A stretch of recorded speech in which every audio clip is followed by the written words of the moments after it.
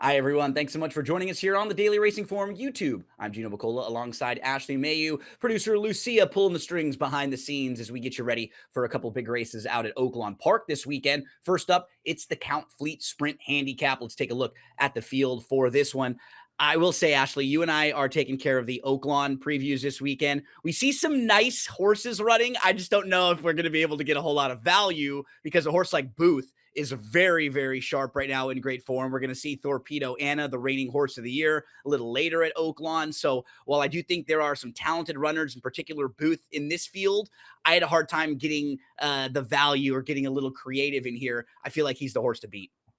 He is the horse to beat. And I think, you speak about Torpedo Anna and the other race. I mean, neither of these will be above even money. So there is no value in terms of the top spot. But I do think it's an interesting race to talk about because Booth has obviously taken big steps forward, especially in those last two. A horse that had never been in the 100 buyer range, 105 and now 107. And maybe that'll come to an end. I don't think so, though. He gets those same rivals, a few of them, including Tejano Twist, who I'll be honest, big fan of this horse. But I just think he's going to be outrun by Booth.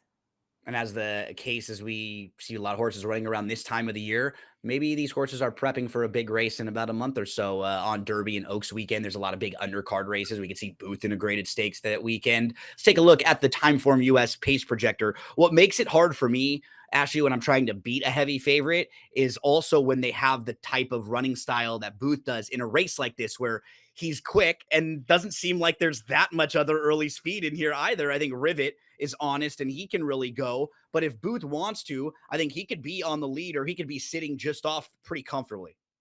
Yeah, I don't necessarily agree with this. I mean, they're Me also neither. Yeah, stable mates. It's something to note in here. Both in the barn as Steve Asmussen. I just think the big thing with Booth, I think he's probably as of recent quicker than Rivet. And agreed. not that Rivet hasn't showed speed, but I think when you're going off, say the last two or three, I think Booth has the upper hand. Now, I guess the interesting one in here would be the six Anarchist because he comes out of some fast races back in 2024 where he was close to it and technically quicker than maybe Booth in some of those races. But he's going to have to take a step forward off his last two because he hasn't shown that speed that he used to show. Yeah, I think there's two wild cards in the race, and you mentioned one of them, Anarchist and then Payne. Horses that at least have shown ability to throw up big races and classy races at some point in their career. Can they get back to their best races on Saturday? Let's meet the field for the Count Fleet. $500,000 up for grabs in this Grade 3 event. 6 furlongs on the dirt over at Oaklawn Park. It's going to go as race number 8 on Saturday. Devil's Tower is going to step up off a kind of a lackluster effort going against optional 80 claimers, but this horse does have a pretty good race, Ashley, just 2 starts back where he earned a 99 buyer speed figure.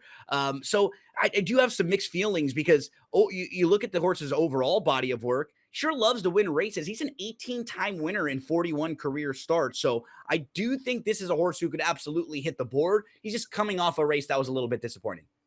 I view him the same way. I think he could hit the board. And I think the reason I feel that way is if they go quick, he could close. He can pass horses where I feel like a few horses, they do their best running either on the front end or they have to chase the pace. He could be a little further back. I think he'll be maybe 2 lengths off of it early. But last race, obviously a little bit of a head scratcher. He didn't take a lot of love in there, but off his previous effort, you would have thought he would have shown at least a little bit more. And he took a step back in figures. I think the promising thing for him, though, that was race was what, March 21st. He's coming back in the entries. Not too quick, but not too long either. I think it's a good spacing in between the efforts. Happy American, the number 2, is a Grade 3 winner, but a couple concerns that I have with him, Ashley. He has 0 early speed, so that just puts him behind the 8 ball in a lot of his races, and now he's 0 for his last 21. His last win was back in January 2023, so small field. He doesn't have a lot of early speed, and he's just not in great win form right now. No, he's not. And if I'm not mistaken, this is the horse that when there was the dispersal sale, Neil Pesson kept for himself. And then obviously has parted ways with him since then. And his sprint race at the fairgrounds was fine. He had to face Hoist the Gold, who can, throw down from time to time and put in big performances. But I don't know if I really think he's a sprinter. I feel like this is just a test for David Jacobson, the new owner and trainer of him, to figure out what they're going to do with him. They obviously haven't had him that long. 2 months it'll be in between his races. And now to decide where to put him, I don't know what his best game is, to be honest. I don't know if it's sprinting. I don't know if it's 2 turns. If it was sprinting, I would want a race where it just looked like there was a lot of speed on paper to set up for him, and I just don't know if this is the spot. As we move to Booth, who just feels like the horse to beat. Look at his last 5 starts: 3 wins, 2 stakes wins, won the Grade 3 Whitmore. And in some of his losses, he lost to Banishing, who's now a Grade 3 winner, who's had 4 straight 100 buyer speed figures. He lost on a muddy track with some trouble. So, I mean, you really start to go race by race through his form overall. Everything makes sense. And he's just a horse who's really peaking right now. Yeah, and I think when you look at his last out effort in the Whitmore in terms of the way that he's able to do it, he just takes command early. He stays in front, and really don't know how much Eric Asmussen had to kind of get to the bottom of him. I don't feel like he did, and I feel like the horses that are trying to close, they're trying. I'll be honest. As I mentioned, I'm a big fan of Tejano Twist. I thought he might be able to catch him, and he didn't. He was also 3.5 lengths behind the runner-up. So I guess if he gets an easy lead in here, it's over. But it's a horse race. Things can happen. You can miss the break. But even in that case, he's shown in the past that he can be a length off of it and still make the move. Yeah, he just feels like he's in great form right now.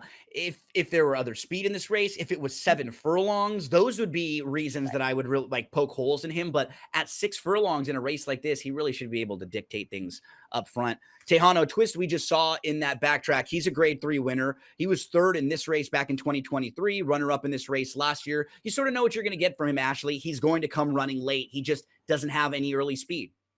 Yeah, and you'll likely get an in the money finish. Look at his record at Oaklawn Park, pretty impressive on its own. He needs the pace to sort of melt down in front of him. And I still think even if Booth gets an easy lead, and Tejano Twist should be able to pick up a piece in there, whether that's second or third, depending how far back he is. But I'll be honest, I kind of find it interesting to see Brian Hernandez Jr. booked to ride. I think looking at his resume and just the work that he does, I feel like he's always sort of not looked at when he should be. He should be in the spotlight, and he might fit a horse like this well. I just kind of associate Brian, I think, with some closers and knowing how to ride Oaklawn. I think he rides the track well. Very curious to see what this duo can do. Payne wheels back pretty quickly for David Jacobson. So this would be his third race in 20 days. But you can probably eliminate the last race, even though he ran well. It was on a muddy sealed track, and hope for a fast track this weekend. There are a couple different times in this 10-year-old's career, Ashley, where he's had good stretches of races. In 2019 to 2020, he won 3 in a row. Back in 2023, he threw up 3 straight 90-plus buyers, including a 98. He's a 10-year-old now, and he actually has one of his better races just a couple starts back. I mean, this is a David Jacobson special, getting horses to move up and then wheeling them back quickly. Do you think he can fit with this group? I don't know. I mean, the 101 buyer really sticks out. Obviously, he was in for the $50,000 tag. You mentioned Jacobson wheeled him back. That's not unusual for these connections. And then to do it again, though, I don't know. I don't know if I would be doing that against this group of competition. I feel like that's pretty hard on a horse. I think it's pretty hard on a 10-year-old. And I wonder if he'll take a step backwards. That would be my concern with it, with those 3 sort of races in a row. He needs pace. He can obviously close late, but these connections do well with this angle, not necessarily knocking them for doing so. But for me, it's sort of a play against, knowing that he's going to make that third start in less than a month. Yeah, and this will be start number 6 of the year so far. He's already started 5 times so far this year. Let's move to Anarchist. I think he's one of the real wild cards in the race because he has back class, Ashley. He had a really good 2023 where he was a multiple graded stakes winner. I don't think he missed the board the entire season. Then following that, he just hasn't been the same horse in 2024. He went to Korea for the Korea Sprint. It just doesn't seem like he has the same oomph that he used to have, but it's there. We know that he has the ability to throw up a big race, and some of the other horses in here haven't even hit that ceiling. I see him as an under horse because maybe he can get to the Fountain of Youth, Ponche de Leon, and get back to some of his better races. What do you think about Anarchist? Yeah, he's a wild card. You just don't know what you're going to get. I mean, obviously, if you're going to play him here, you have to forgive his last 2, thinking that he probably needed the start after Korea, and then following that, didn't like the turf. I mean, that has to be your mindset with those races. And he's always held good competition. I mean, I think if he's, let's say, 90% of what we saw in the True North or the Bing Crosby, he's a live player in here. I just don't know if he's really there yet. But I like that they're going to take a shot. He's never raced at Oaklawn Park, and be very curious to see what Kyle Frey does with him. We talked about it sort of in the preview where he can show speed. When he was second to Brickyard Ride, he was motoring. But again, you're going back 2 years to find those races. I'm curious to see what 6-year-old Anarchist is able to do. And he's probably gonna be a little shorter of a price in this race than I would want. Like, if we're Mhm. talking 8, 10 to 1, then you can say, "Okay, yeah, the price fits with the recent form," but he might be a little shorter than that based off the morning line. We round things out with Rivet, who comes off of a 4th place finish last time out, was in the same race with the 1, where they were behind Red Flag, and as you were pointing out, he looks like one of the speed horses, but his stablemate, Booth, kinda feels quicker than him. I could see him maybe chasing and falling into an okay trip. What do you think about Rivet chances in here? I think he was quicker as a 3-year-old compared to what we've seen as of late. And he's ran fine in those races at Oaklawn. I think when you're looking at those names, Durante, Glengarry, Run Classic, that's, those are horses that are consistent at the levels that Rivet exits. But now I think this is a step up. When you look at the fact that Tejano Twist kind of decimated him when he was second in that allowance event 3 starts back, and you go down the page, he's never been in front of Tejano Twist, and now he's got to face his stablemate Booth. I just think the waters are deep. But if you're thinking that he might get an okay setup and he's going to be able to close, that's one thing. I just don't know if he really wants to pass based on those last 2. Let's round things out here with selections for the Count Fleet. Ashley, I think we both landed on the obvious favorite up front. Talk to us about how you have underneath. Let's be real. We don't want to pick a 3 to 5 shot on top, but I just felt like this race, you're looking for second. I think Boost is stand out based on those last 2. I don't necessarily think he needs the lead, but I do think he's the fastest. And how can you knock him? They're not doing anything different. He's going 6 furlongs. He loves it at Oaklawn. So pretty simple for me in terms of the top spot. And I mentioned it. I like Tejano Twist. I think he'll be rolling late. But again, I just think he's going to be getting a minor check. Yeah, pretty obvious in here. If I can't find the horse that's going to be value, I'm not chasing. We do a lot of race previews. There are a lot of races to bet on. I can find the 5 to 1 shots that I like any time, any Right. day of the week. I just didn't find it in here with the real classy Booth as the horse to beat. Whoever you play, however you play them, we wish you the best of luck.